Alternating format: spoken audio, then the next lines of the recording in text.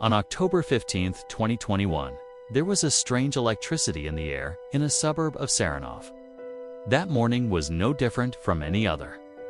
The evening, however, would become a night of fear, helplessness, and unexpected destruction. Three young girls, 19-year-old Tatiana, 18-year-old Alina, and 17-year-old Anna would be the subject of the next day's news. His daughters had killed their father. While this seemed like a murder case that shocked the entire country, behind the scenes lay a drama that had unfolded over years. In this documentary, we tell the story of the Volkov sisters, the torment they endured, and the final reckoning. If you've liked the video and subscribed, let's embark on a journey where we hear the silent screams. The Volkov sisters grew up dreaming of an ordinary childhood. They came into the world in an old apartment building in the early 2000s. In their early years, they joked and played together until their father, Dmitry, came to dominate the home. Dmitry was the despot who ruled the household completely. Their older sister, Tatiana, recounts, "The house would wake up with our father's rules at the first light of morning. He would ring his special bell at the door, call out Tatiana, and command, 'Turn on that lamp, bring some water.' The orders would rain down. The sisters' plates were reserved for their father. They couldn't even sit at the table themselves. Sometimes, the hulking Dmitry would slam a chair against the wall or a window to demand their obedience. An atmosphere of fear, not peace, prevailed in the home. This rigid order became even more oppressive over the years. The sisters' mother, Lilia, though once the other half of the home, was silenced with violence at the slightest objection. During their 20-year marriage, Dmitry had even beaten Lilia while she was pregnant, adding to the pain of her pregnancy. The price for this was ultimately her separation from her family. One day, she fled, but a court order stating that children's lives are in danger forbade her from approaching her daughters. Even Lilia's letters from afar never reached them. Tatiana still recalls with tears, "Every time my mother left, she would say, 'One day I will save you,' but she could never return." In this fear-filled environment, the three girls spent their childhood in helplessness. Even their school life was caught in this chain of prohibitions. Dmitry didn't allow his daughters to go outside, ordering them to do their homework at home. They often couldn't go out to the yard and were cut off from their friends. If they went to school, their father would call them back, accusing them of laziness. No matter what neighbors, teachers, or local police did, no action could be taken, thanks to Dmitry's close connections. The girls' voices echoed off the walls of the house, but never found the courage to escape outside. Thus, the Volkov sisters grew up in their tiny world, waiting for a single voice of rescue. Every time the door closed, a new nightmare began. From the moment the girls were in their father's grasp, they lived in fear every moment of their lives. Dmitry never shied away from physical violence. A small mistake would be met with a whip or a slap. Tatiana was once thrown onto the balcony after being repeatedly struck in the face for not solving enough of her elementary school math homework. She had called her mother, pleading. Alina was dragged by her hair across the floor for not scribbling in her notebook. The key in Dmitry's hand sometimes became a symbol of the nightmare they lived. "Is this the fear of God?" he would shout, punching them while pointing out their sins. Even when teachers and family friends reported the abuse, their helping hands were in vain. Interior Ministry officials spoke of Dmitry's close friends within the police force who would deny the requests. No measures were taken. The girls grew more and more isolated with each passing day. When sexual abuse was added to the physical violence, the days became truly filled with terror. The sisters gradually learned of the dark sexual boundaries their father imposed. As soon as Lilia left, Dmitry began to force one of his daughters to unwillingly satisfy him. Think of Alina. One night, instead of venting his rage, her father sexually assaulted her. The young girl couldn't overcome the incident. The next morning, she was found unconscious in the yard. That moment was the most painful page of her life. Doctors brought her back, but her life was never the same. Anna, who left red drops in her school diary, suffered another intimate torture. Each time her mother's words, "Don't do this, my daughter," echoed in her ears. The girl's memories filled with pain, abuse, and shame. Other family members in the house also supported this cruelty, even if Dimitri's siblings and mother had any sway in the house. They immediately sided with Dimitri. There were elders in the family who, upon hearing the girl's complaints, could dismiss them by saying, "Couldn't you be hitting yourselves?" Their uncles, citing religion, endorsed the cruelty. With words like, "Give us your daughters. Let them truly enjoy life." It was as if these three young girls were slaves serving their master at all hours of the day. Tatiana described it. "Our father would ring a bell and we would go. One would get the cheese, another would bring water. He even wanted us to hug him.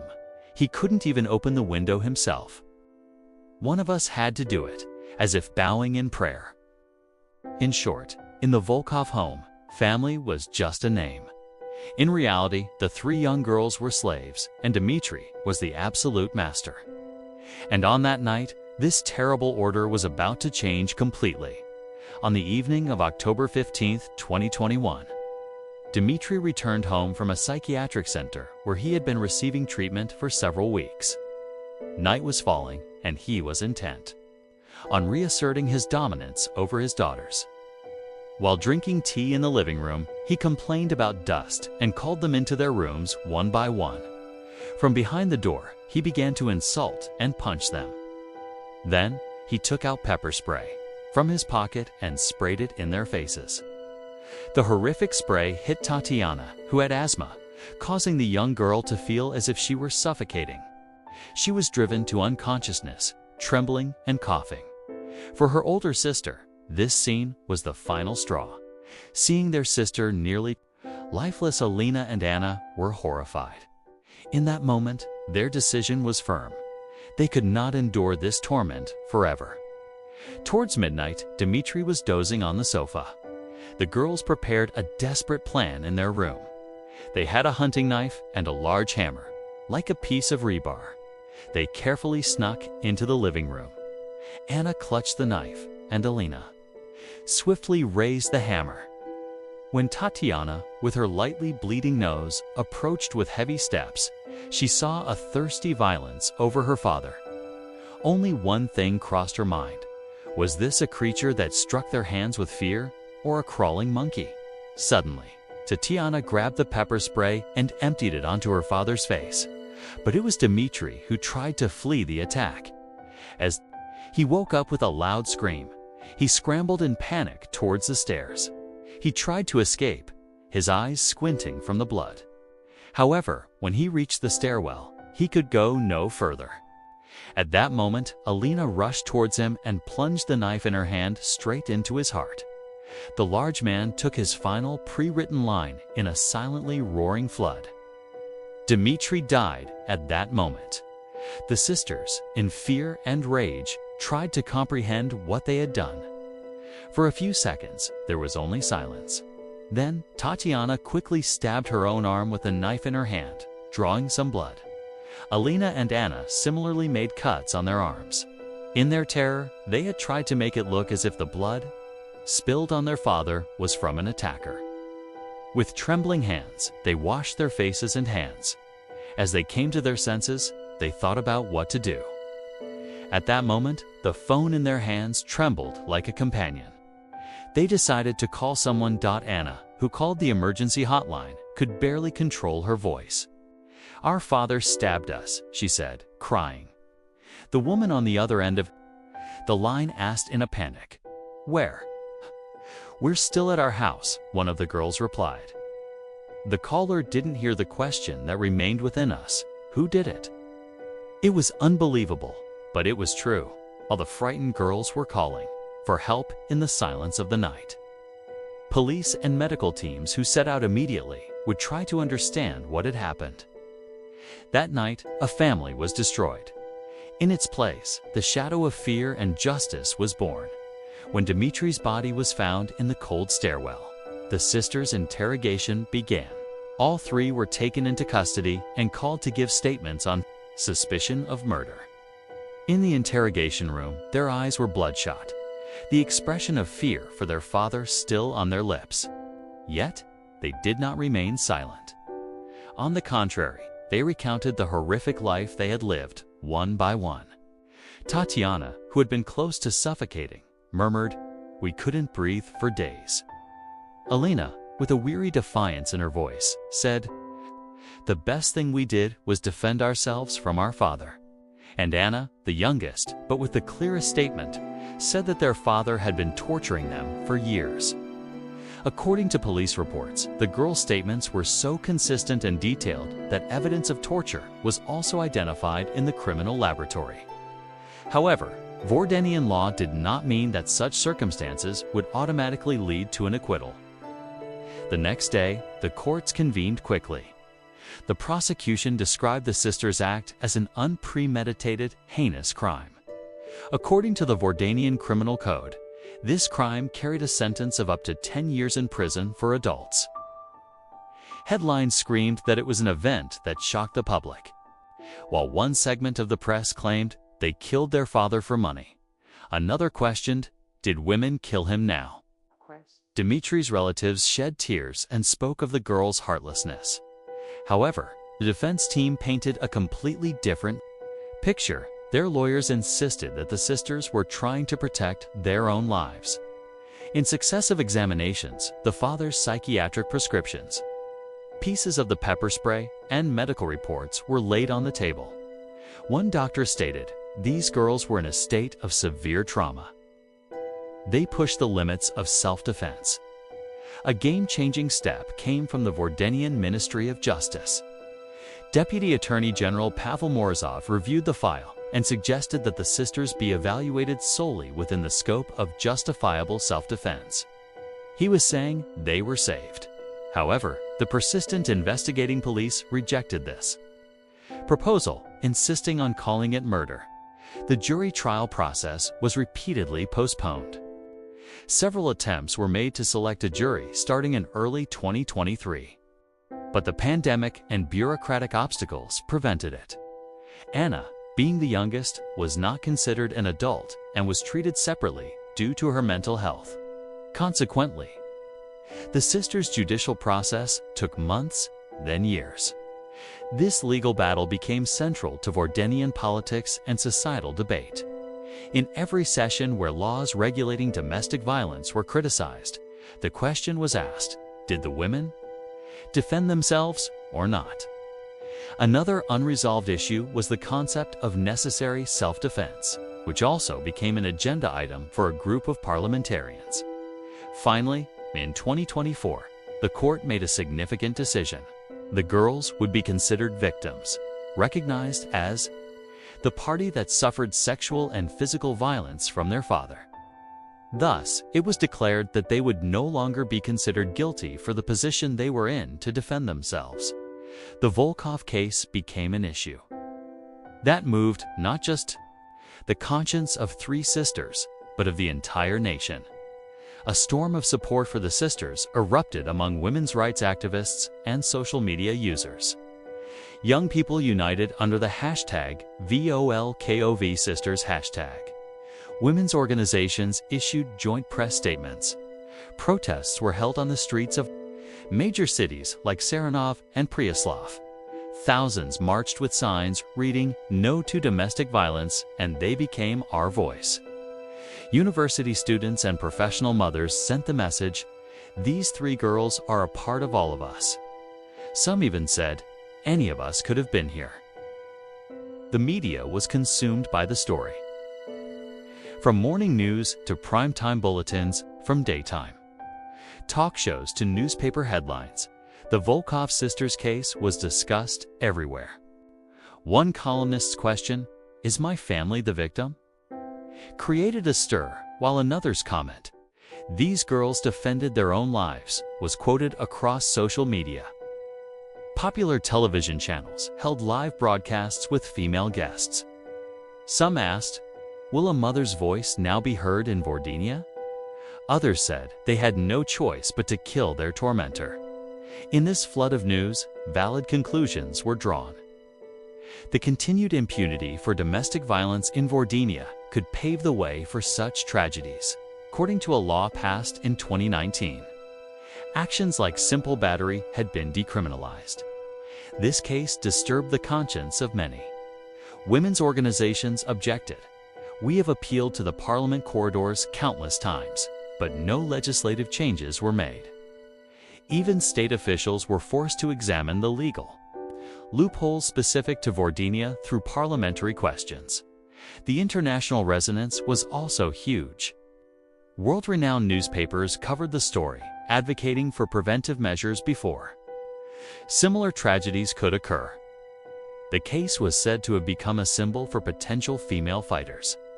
Organizations from abroad shared messages of support.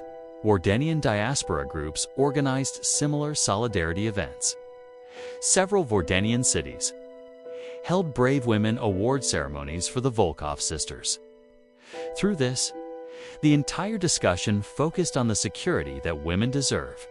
The most important message of all these developments was this: it could happen in your own country, in the world, in any home.